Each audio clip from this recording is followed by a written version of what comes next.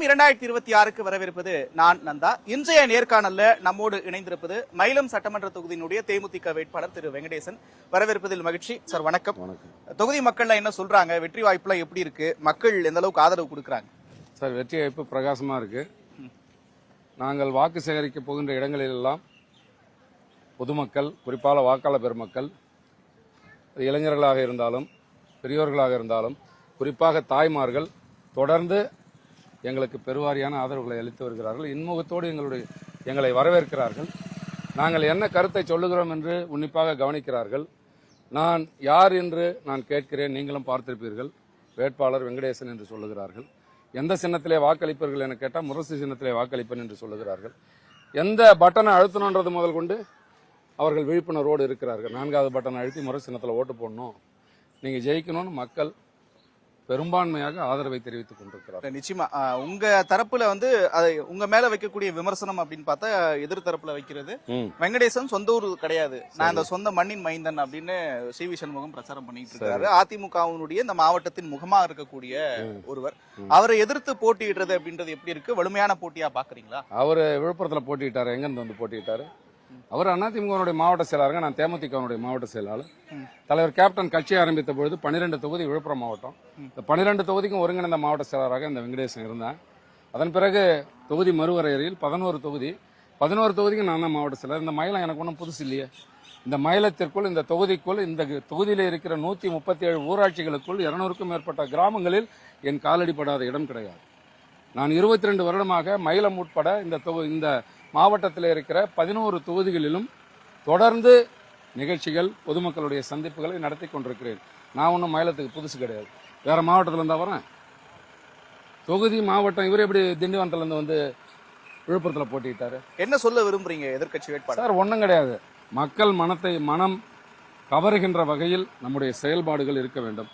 இன்று ஜாதி பார்க்காமல், மதம் பார்க்காமல் மக்கள் மயிலம் தொகுதியிலே தேமுதிக வெற்றி பெற வேண்டும், அண்ணன் ஸ்டாலின் அவர்கள் கரத்தை வலுப்படுத்த வேண்டும், மதச்சார்பற்ற முற்போக்கு கூட்டணி வெல்ல வேண்டும், மதவாத சக்திகள் உள்ளே நுழைந்துவிடக் கூடாது.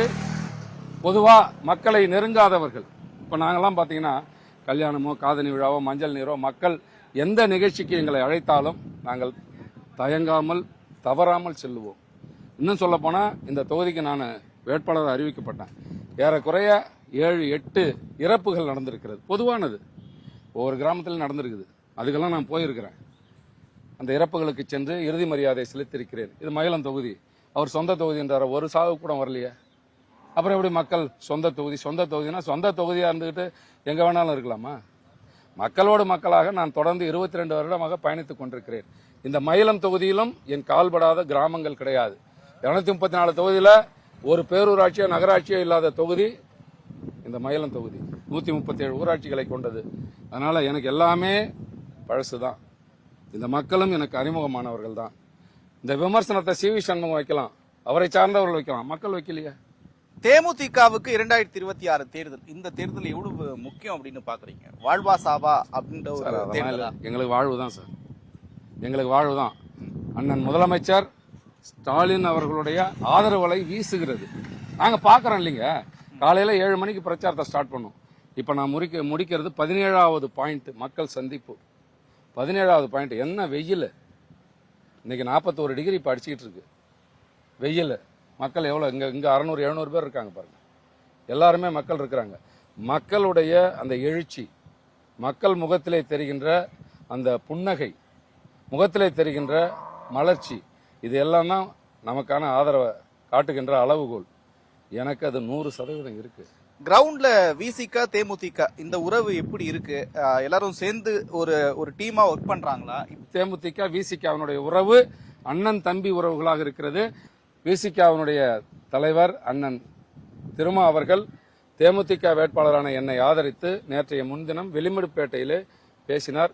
அந்த பேச்சு உண்மையாக 2 கட்சி தொண்டர்களுக்கும் உள்ள நெருக்கத்தை மட்டுமல்ல, கேப்டன் அவர்களுக்கும் அண்ணன் திருமா அவர்களுக்கும் உள்ள நெருக்கத்தை அவர் அந்த கூட்டத்திலே தெளிவாக பேசினார். அந்த நிமிடம் முதல் இதுவரையில் தேமுதிக தொண்டர்களும் விடுதலை சிறுத்தைகள் கட்சியினுடைய தொண்டர்களும் அண்ணன் தம்பிகளை போல் களப்பணியாற்றி கொண்டிருக்கிறார்கள். இல்ல இப்போ ஒரு விமர்சனம் போய்கிட்டு இருக்கு, ஒரு சர்ச்சை போய்கிட்டு இருக்கு. திருமதி பிரேமலதா விஜயகாந்தும் அதுக்கு ஒரு முற்றுப்புள்ளி வச்சிருக்காங்க. நானும் திருமாவளவனும் சகோதரர்கள் மாதிரி எங்களுடைய நட்பை நீங்க சீர்குலைக்க வேண்டாம், அப்படி ஒரு முயற்சி வேண்டாம் அப்படின்னு சொல்லியிருக்காங்க. கிரவுண்ட் லெவல்ல தொண்டர்கள் எப்படி நினைக்கிறாங்க இந்த சர்ச்சையை? திருமாவளவனை வந்து அவமதித்து விட்டார் பிரேமலதா அப்படின்னு. அதெல்லாம் ஒண்ணும் கிடையாது. சும்மா தேவையில்லாம களத்திலே வெற்றி பெற முடியாதவர்கள், மோடி, அமித்ஷா, பழனிசாமி கூட்டணி வெற்றி பெற முடியாத கூட்டணி, வெல்லப்போகின்ற கூட்டணி, மதச்சார்பற்ற கூட்டணி, அண்ணன் முதலமைச்சர் மு.க. ஸ்டாலின் அவர்கள் தலைமையிலான கூட்டணி தான் வெல்லப்போகின்ற கூட்டணி. கருத்து கணிப்புகளே அதையெல்லாம் தெரிவிக்கின்றது. 2வது முறையாக அண்ணன் ஸ்டாலின் அவர்கள் முதலமைச்சராவது உறுதி. இதை யாராலும் தடுக்க முடியாது. தோல்வியின் விரக்தியிலே தேசிய ஜனநாயக கூட்டணி இருக்கிறது. அதனுடைய உளறல்கள் தான் இதெல்லாம். இப்ப பிரச்சாரத்துல பேசுறப்ப சொன்னீங்க, மல்லிகார்ஜுன கார்கேவின் சின்னம், ராகுல் காந்தியின் சின்னம், சோனியா காந்தியின் சின்னம் அப்படின்னு சொன்னீங்க. அந்த பக்கம் என்டிஏ கூட்டணி தோல்வி பயத்துல இருக்குன்னு சொல்றீங்க. 10 முறைக்கு மேல வந்துகிட்டே இருக்கிறாங்க. அந்த தேசிய தலைவர்கள்லாம் தமிழ்நாட்டை நோக்கி வந்துகிட்டே இருக்கிறாங்க. மக்கள் ஆதரிக்கணும்ல சார். காங்கிரஸ் இது வரைக்கும் யாருமே வரல. மக்கள் ஆதரிக்கணும்ல சார். சார் ஒண்ணு வச்சுங்க, காங்கிரஸ் ஆதரிக்கணும் அப்படின்னா அவங்களுக்கு வேற மாநிலத்துல எலெக்ஷன் இருக்கு சார். இங்க அண்ணன் ஸ்டாலின் அவர்களுடைய ஆதரவு அலை பயங்கரமா வீசுது சார். நாங்க பாக்குறோம், மக்களிடத்திலே எழுச்சியை காண்கிறோம். மீண்டும் அண்ணன் முத்துவேல் கருணாநிதி ஸ்டாலின் அவர்கள் தமிழக முதலமைச்சர் ஆக வேண்டும், 2வது முறையாக முதலமைச்சர் ஆக வேண்டும், அவர் ஆட்சியை தொடர வேண்டும், மக்கள் பணி ஆற்ற வேண்டும் என்று நாங்க நினைக்கிறத விட பொதுமக்கள் நினைக்கிறாங்க, பெண்கள் நினைக்கிறாங்க, இளைஞர்கள் நினைக்கிறாங்க. என்ன ஹீரோவா இருக்குன்னு நினைக்கிறீங்க இந்த தேர்தலில்? 8000 கூப்பன் அறிவிச்சிருக்காங்க, அந்த பக்கம் 10,000 ரூபாய் கொடுக்குறேன்னு அவங்க சொல்றாங்க. மற்றபடி பல வாக்குறுதிகளை கொடுத்துருக்காங்க. எந்த தேர்தல் வாக்குறுதி ஹீரோவா இருக்குங்க?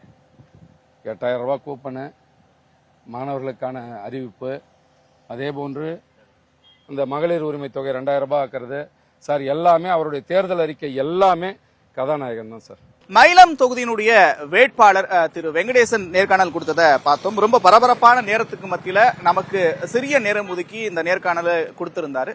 அவருடைய வெற்றி வாய்ப்புகள் எப்படி இருக்கு அப்படின்றத பொறுத்து பார்க்கலாம். மற்றொரு நிகழ்ச்சியில் உங்களை சந்திக்கிறேன். அதுவரை விடைபெறுவது நான் நந்தா.